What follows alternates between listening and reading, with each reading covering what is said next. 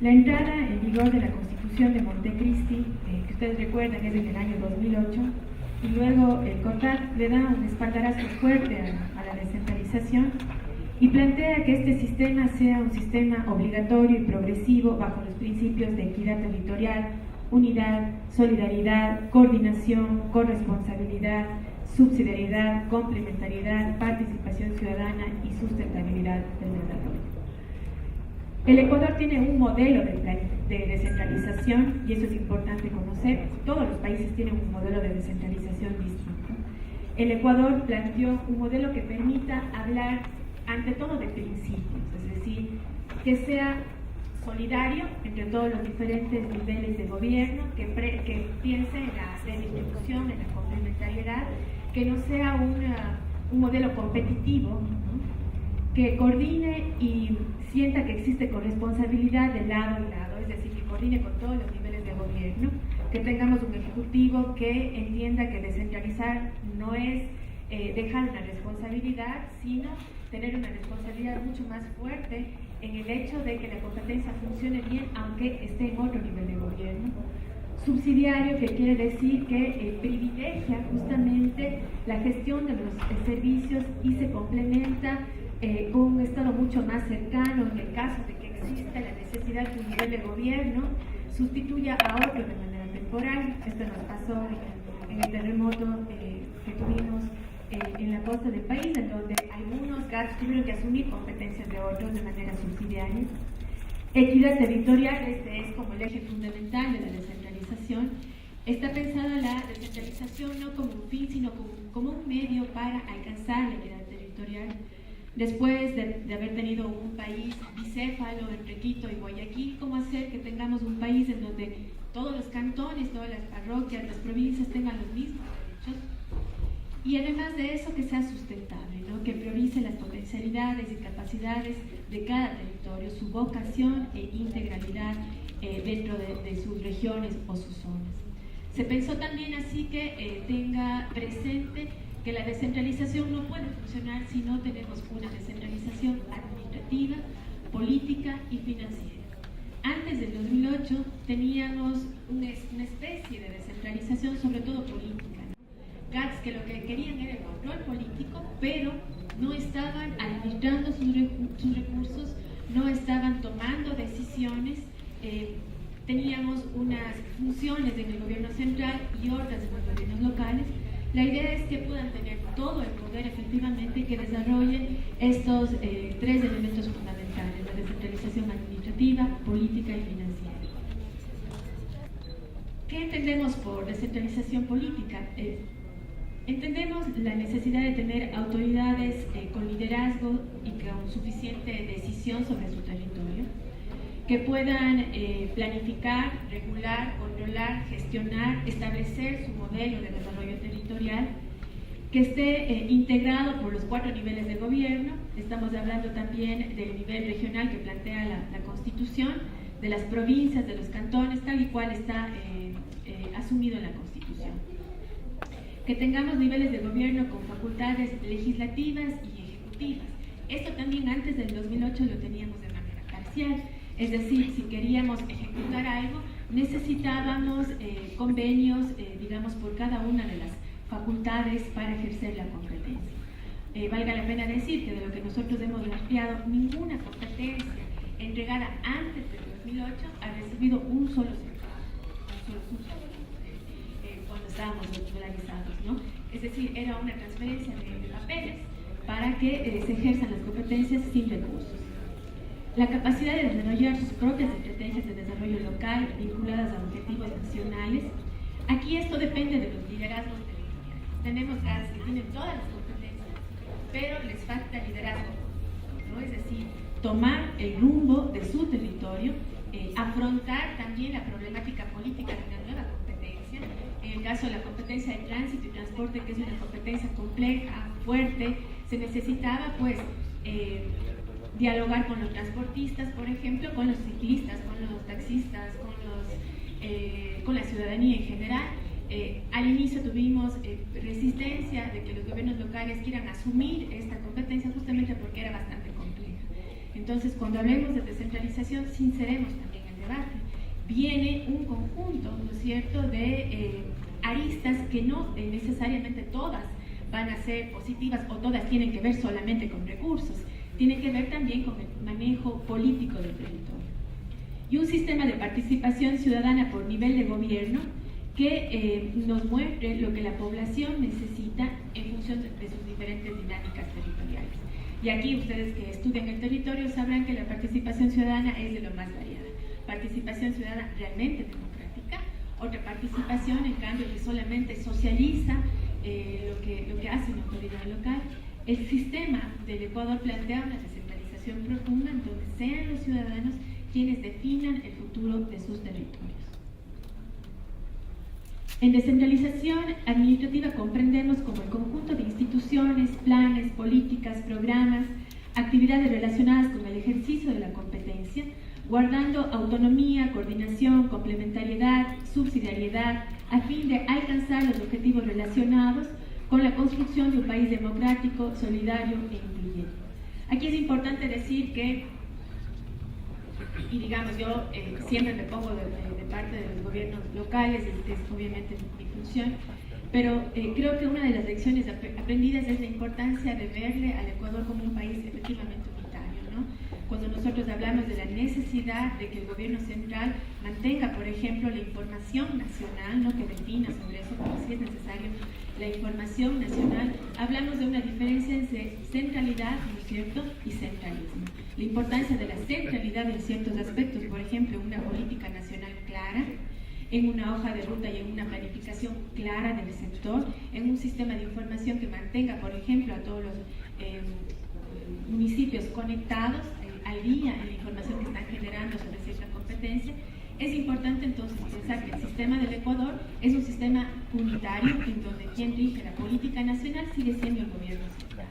Las competencias exclusivas constitucionales descentralizadas e implementadas han sido ya todas entregadas a los gobiernos locales. Podemos aquí ver la evolución de la entrega de competencias, en el 2011 un 18%, en el 2012 un 45%, en el 2014 un 93% y en el 2015 se entregaron ya el 100% de todas las competencias. Es decir, no estamos hablando de que tenemos una transferencia parcial, de que nos faltan competencias por transferir.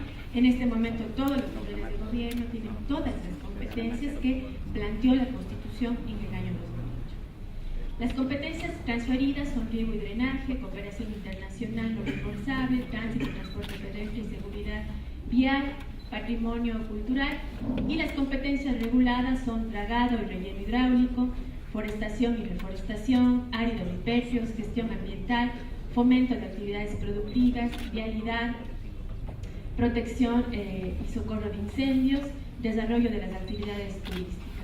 Aquí hay diferenciaciones técnicas jurídicas entre competencias, ustedes conocen, además de estas hay las competencias exclusivas, aquellas competencias privativas del gobierno central, aquellas competencias concurrentes entre niveles de gobierno, aquellas competencias que la Constitución del año 2008 entregó parcialmente y son parte del gobierno local, digamos que son competencias que se heredan de la anterior Constitución.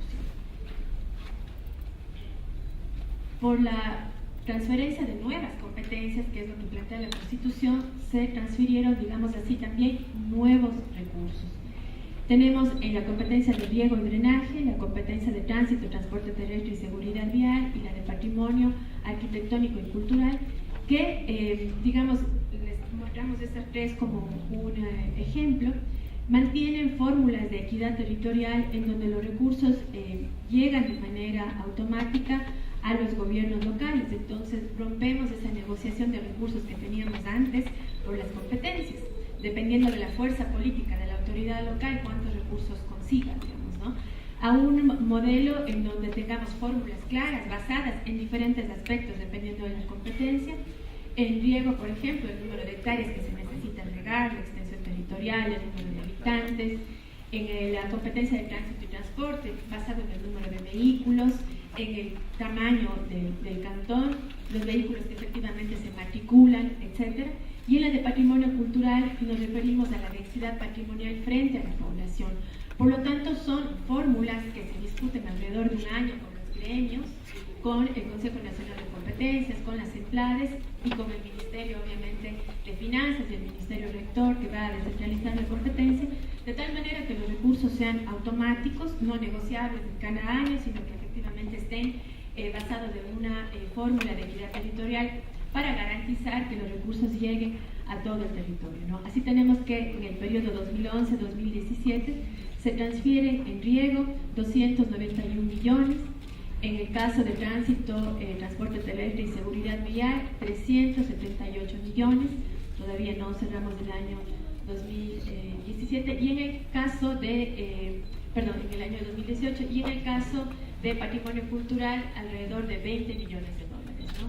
La asignación de estos recursos depende también de lo que se defina dentro de la resolución del Consejo de Competencias. Hay recursos que van directamente al GAC, otros que necesitan presentar un proyecto, por ejemplo en el caso de riego, que acuerda un plan de riego nacional. Cada prefectura tiene, digamos, un plan de riego local adscrito a un plan nacional, de tal manera que los recursos vayan efectivamente a esos proyectos de riego. En tránsito y transporte van directamente de acuerdo al número de vehículos matriculados, y en el caso del patrimonio cultural va por la presentación de proyectos patrimoniales. Esa es una de las vías, la que les acabo de mostrar, o de los canales de captación de recursos.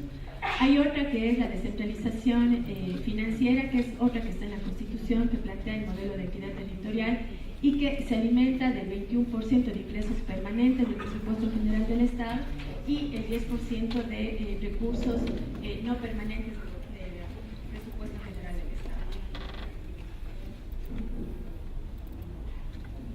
Y estos recursos, ¿no es cierto?, se transfieren de acuerdo a los gobiernos locales, un 67% a los cantones, un 27% a las provincias y un 6% a las parroquias, divididos en dos montos: el monto A, que es lo que les correspondía a los GACs por ley hasta el año 2010, y el monto B, que es el excedente del total del 21% de ingresos permanentes y el 10% de ingresos no permanentes restado en monto A.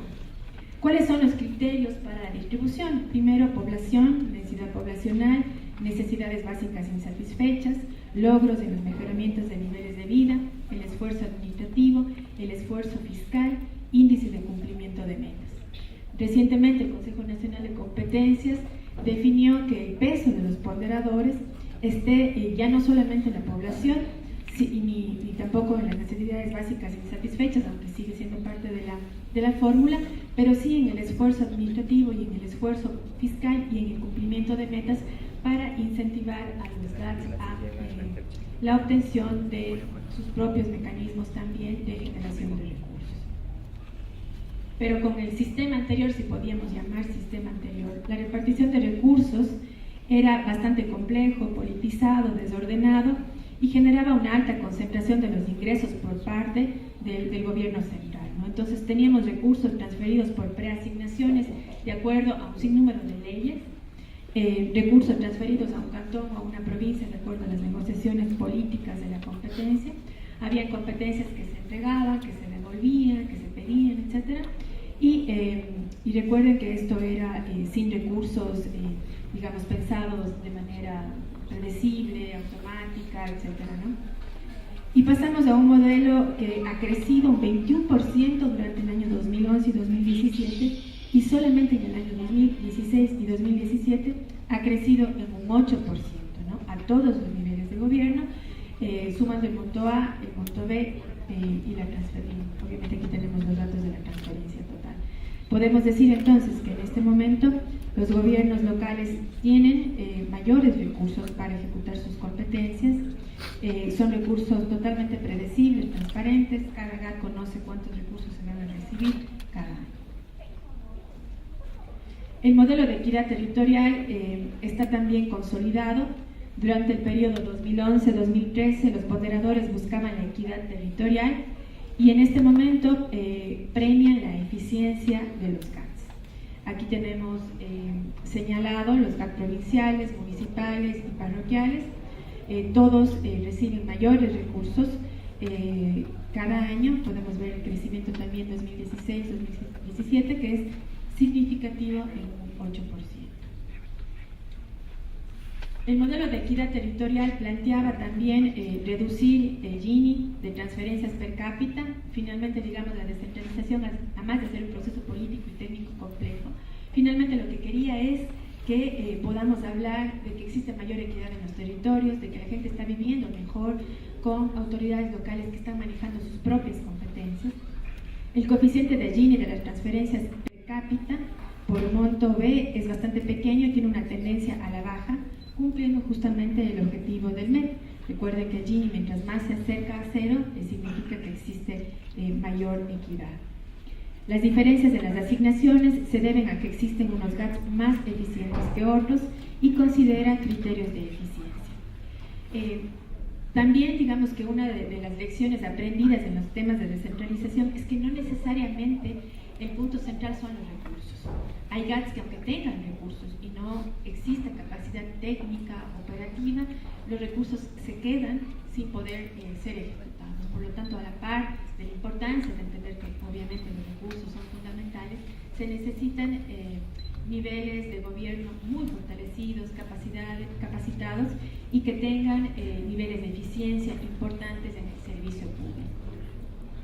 Y este es uno de los desafíos más importantes, no solo para el Consejo Nacional de Competencias, para los GAT, sino para el país en general, y es que la calidad de los servicios mejore el momento que se entrega a los gobiernos locales. De nada serviría que una competencia sea transferida a un nivel de gobierno en donde la percepción ciudadana sigue siendo que el servicio es malo. Entonces, frente a esto, el INEC tiene estadísticas importantes en donde mide justamente la percepción de la calidad de los servicios públicos. Les presentamos 4 que son los más claros. En el caso de agua potable, de 6.7 sube a 7.1. En carreteras y obras públicas no tenemos el dato anterior, pero estamos en 6.8. En transporte público en 6.1. En matriculación vehicular sube del año 2012 al 2017 de 6.0 a 6.4. La meta del Plan Nacional de Desarrollo 2017-2021, y es por lo que estamos trabajando, es aumentar de 6.6 a 8 el índice de percepción de calidad de los servicios públicos. Por lo tanto, en los siguientes años, digamos que uno de los puntos focales es justamente mejorar el servicio público en calidad, en calidez, en eficiencia, y que esta primera fase de la descentralización, en donde las autoridades locales seguramente se concentraron en los procedimientos, en el proceso, en la legislación local necesaria, en un modelo de gestión eficiente, logre ya mostrar eficiencia en la calidad de los servicios. Hay gobiernos locales, y pongo la competencia de tránsito y transporte porque generalmente es la más masiva, la que todos vivimos día a día. Podemos ver ahí que hay gobiernos locales que se han concentrado, por ejemplo, en que el servicio mejore, se han concentrado muchísimo en educación vial, otros se han concentrado en cambio en el control, en las multas. Entonces, claro, eso también nos muestra cómo estamos viendo el servicio público. Para algunas autoridades locales significa, digamos, mientras más multo, más recursos tengo, mejor es la competencia, es una competencia, digamos, con más recursos, favorable al gobierno local, y gobiernos locales quienes ven diferentes, es decir, yo no quiero multar, por ahí no va el financiamiento de mi competencia, yo quiero más bien tener una población con una cultura tributaria distinta, educada, que piense que la multa no es lo que va a limitar al gobierno local, y tiene más bien servicios distintos, ¿no? Esta es, digamos, una visión diferente de cada gobierno local. Hay gobiernos locales, por ejemplo, que multas tienen más recursos de lo que tienen, de lo que recibe por parte del gobierno central. Los resultados alcanzados. El modelo de gestión estatal descentralizado, implementado y en marcha. En este momento casi todas las competencias tienen institucionalizadas ya a través de ordenanzas, de modelos de gestión, de unidades técnicas. Los gobiernos autónomos descentralizados vienen de acuerdo a los datos que tenemos por cada competencia, pero aquí no les presentamos porque sería información demasiado amplia. Hacemos un seguimiento por cada competencia, de tal manera que tenemos datos que nos permiten ver la evolución de la implementación de la competencia. Tenemos mayor incidencia de la ciudadanía en la gestión pública local, en algunos territorios más que en otros. Mejora la calidad de los servicios públicos de los ciudadanos en en todos los cantones donde tenemos la competencia hay una mejora. Articulación y complementariedad territorial en mancomunidades y consorcios. Cuando llegamos al Consejo de Competencias, las mancomunidades y consorcios eran apenas, digamos, o el CNC lo que hacía era inscribir las mancomunidades. En este momento estamos manejando mancomunidades y consorcios que puedan ser mucho más fuertes. Gestionamos y apoyamos que los gobiernos locales se unan. Hay cantones que tienen menos de 5.000 habitantes, por ejemplo, en donde manejar una competencia es muy complejo, es muy costoso, pero están mancomunados con cantones que tienen más de 100.000 habitantes, por lo tanto son mucho más eficientes, ahorran recursos, tienen una visión integral del territorio y es uno también de los ejes fundamentales del Consejo Nacional de Competencias, el trabajar en la consolidación de estas mancomunidades.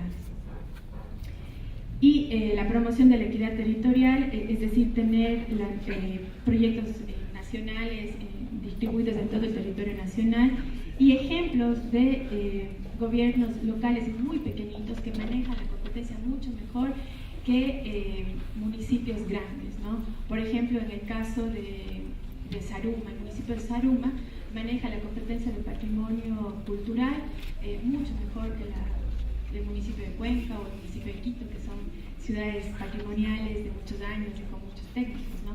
Entonces esto nos muestra que no necesariamente son los gobiernos locales grandes los que manejan las competencias mejor que los pequeños, que también, digamos, es una idea que a veces no tenemos preestablecida, sino gobiernos locales pequeños que manejan bastante bien. El municipio de Loja, por ejemplo, es un ejemplo, del manejo de áridos y petros, ¿no? Muchas veces nos han apoyado en capacitación y fortalecimiento, porque fue el primer municipio del país que tenía una unidad completa del manejo de áridos y petros a las pocas semanas de haber sido entregada la competencia. Los desafíos en descentralización. Necesitamos consolidar el proceso de descentralización como política de Estado.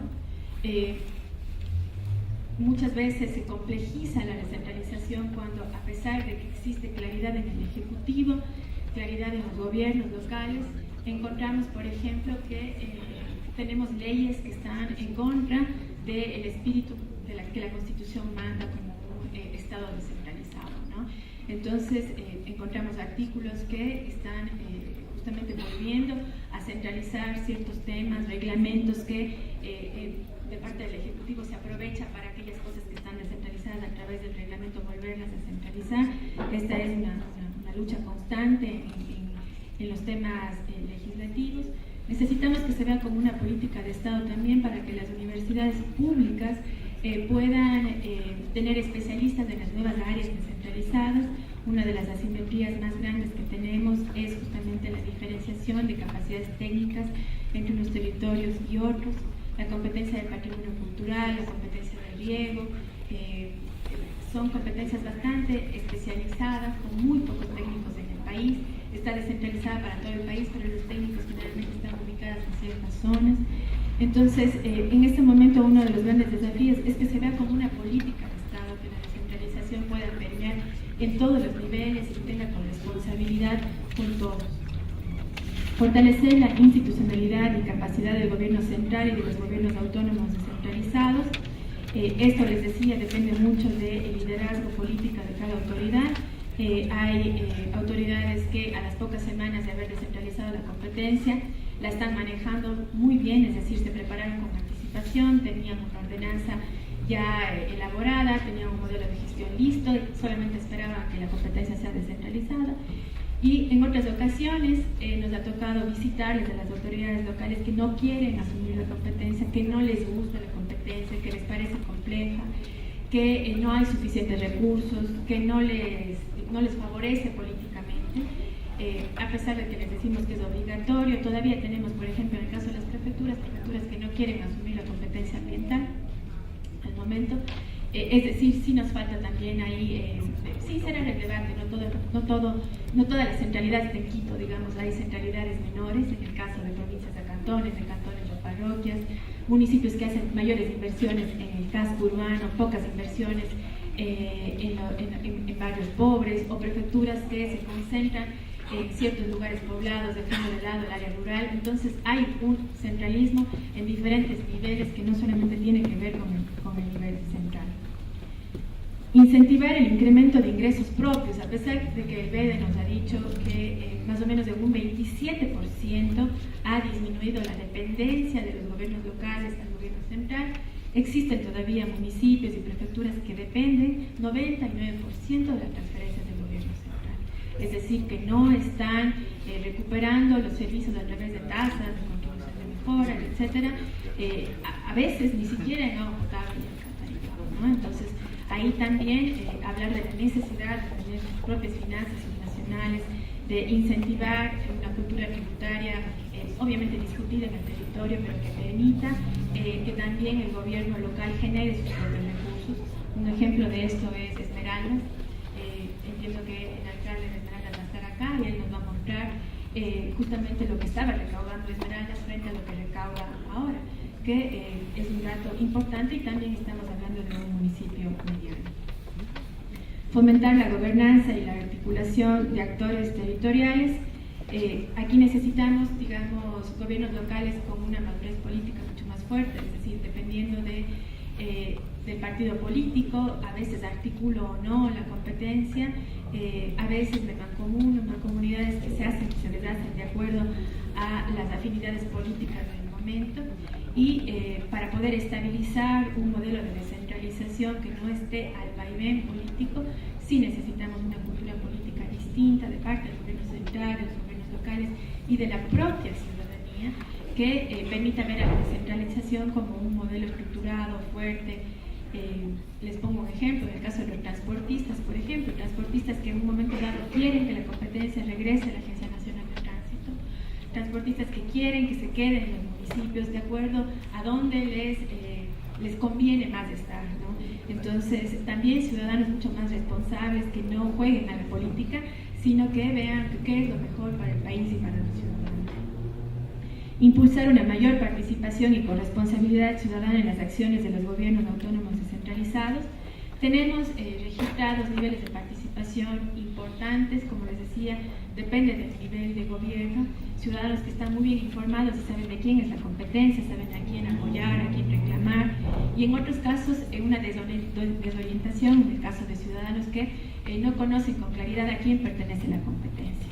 Entonces van a veces al CDC, ciudadanos que dicen necesitamos que le diga al alcalde que haga tal vía, que es una vía estatal, ¿no? Entonces se organiza la comunidad, no hay total claridad de quién hace qué vías, por ejemplo, a quién le corresponde cada competencia. Entonces, otra de las lecciones aprendidas de descentralización es que depende mucho de quién está a la cabeza como autoridades electas locales, ¿no? Autoridades locales que hacen que las competencias funcionen muy bien como un reloj, les digo, de manera literal, y otras competencias que no son manejadas bien, que tienen poca información y que a las propias autoridades locales a veces no les conviene decir que esa competencia está en su nivel de gobierno, ¿no? O les confunden a los ciudadanos. Reclamen al gobierno central el control, yo recaudo y controla, eso ya, digamos, fue parte del modelo de descentralización anterior. Bueno, les he presentado, digamos, lo que es la descentralización en el Ecuador, un poco difícil sistematizar un proceso tan complejo que tiene tantas aristas, tantos actores y que son tantas las competencias, cada una muy distinta a la otra, con ritmos diferentes dependiendo de los gobiernos locales, pero que muestra, digamos, los desafíos que tenemos en el Ecuador, lo que plantea la actual Constitución, lo que plantea el COTAC. Quisiéramos ir más rápido, quisiéramos hacer distinto, muchas cosas habrán que corregir. Más bien, aquellos que estén interesados, les invitamos a que nos activemos fuertemente en la discusión del COTAD, el Código Orgánico de Ordenamiento Territorial, Autonomías y Descentralización, en donde la Asamblea Nacional justamente está debatiendo la descentralización, los temas que faltan, los temas que efectivamente hay que pulir, pero creo que tenemos avances importantes. Creo que los desafíos son desafíos claros, además tenemos mucha información, antes no teníamos ningún dato sobre descentralización, ahora tenemos mucha información, y eso nos permite también plantearnos con claridad cuáles son las metas, plantear desde las universidades las investigaciones que hay que hacer, qué temas también, y dejar abierto, por supuesto, este foro de lecciones aprendidas y la voz a quienes manejan también los gobiernos locales en un sentido de corresponsabilidad mutua de lo que es el Estado, ¿no? Así es que les agradezco a ustedes por escucharme. Yo estaré acá también escuchándoles a las autoridades en el foro, así es que cualquier pregunta o comentario pues estaremos gustosos de atender. Muchísimas gracias.